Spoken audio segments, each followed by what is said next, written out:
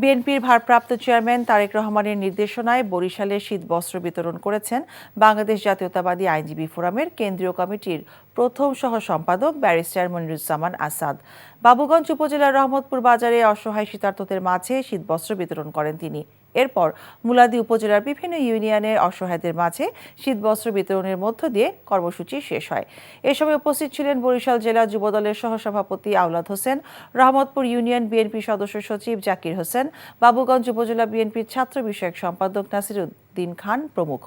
Barrister Moniruzzaman Asad বলেন, দেশের প্রত্যন্ত এলাকার অসহায়দের শীত কষ্ট লাঘবে এই উদ্যোগ গ্রহণ করা হয়েছে।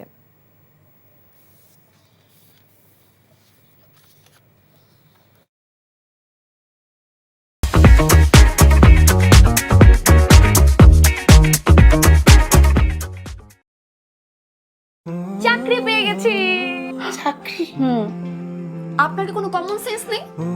আপনি একটা মানুষের বাসায় ঢুকে পড়ছেন কিভাবে? বাসায় প্রবেশের কি নিষেধ আছে নাকি?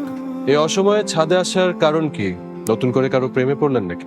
আমি আকাশ দেখছিলাম, আকাশ দেখতে দেখতে হারিয়ে গেলাম, হঠাৎ করে আপনি আসলেন।